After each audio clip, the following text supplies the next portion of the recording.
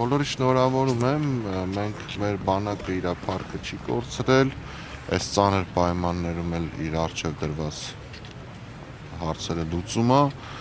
պետք է ամեն ինչ անենք ամբողջ ազգով, որպեսզի կարողանանք հետ բերենք մեր կորցրածը,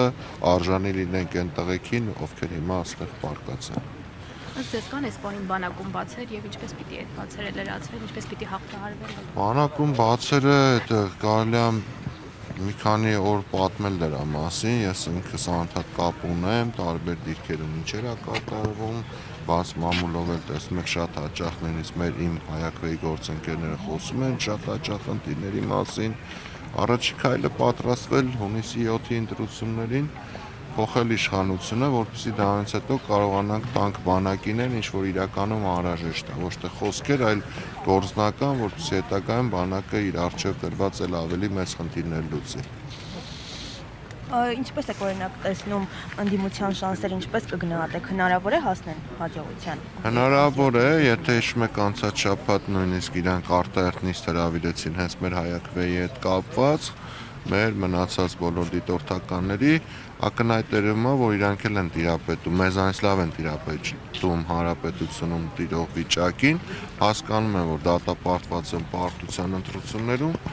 շանսերը շատ մեծ է ընդդիմության, եթե համախմբված լինեն, կարողանան կուռ լինել, հաստատ կհաղթեն այս գործող իշխանությանը։ Տեսեք, փորձում են ձեզ չեզոքացնել եւ մտավախություն ունեք, որ կփորձեն ամեն դեպքում ընտրախախտումների գնալով հասնել հաջողության։ Չի ասի փորձում են, կոնկրետ գործողություններ են անում, մասնավորապես հենց այդ արտահերթ նիստով մեր դեմ, ոչ միայն մեր դեմ, պարլամենտարիզմի, ՀԿ-ի դեմ, Թարթյան հիմնադրամի դեմ, բոլորիս դեմ այդ արտահերթ նիստը հրավիրել այս պայմաններում այդ դրա հրատապությունը չլինելով, կարող են ընթացիկ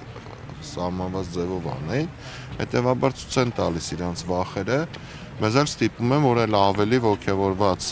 աշխատենք, բնականաբար կաշխատենք այնպես անել, մենք մեր ուղերձը տվել ենք, որ պետք է համախմբված լինենք ընտրություններին ու հաստատ ամեն ինչ կանենք, պատրաստ է հայակվեն, լինի այդ պլատֆորմներից մեկը, որ ընդդիմությանը համախմբի։ Մի քանի օր առաջ ներողություն հայտարարեց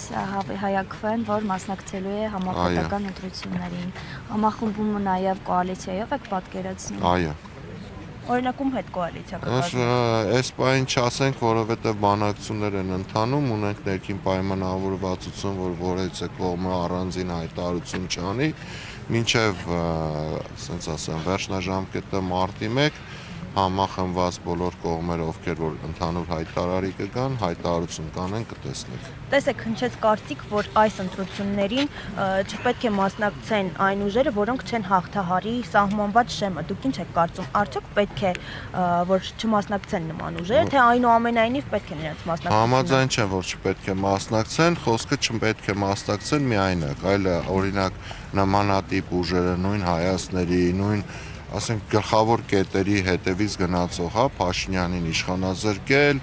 ազգային պետության վերականգնում, այդպիսի գաղափարներ ունեցողները պետք է համախմբվեն, որովհետև չկա ուժ, որ իր հետևում մի քանի 100 կամ մի քանի 1000 մարդ չունի, հետևաբար բոլորը պետք է միանան իրար։ Շնորհակալություն։ Ձեզ շնորհակալ։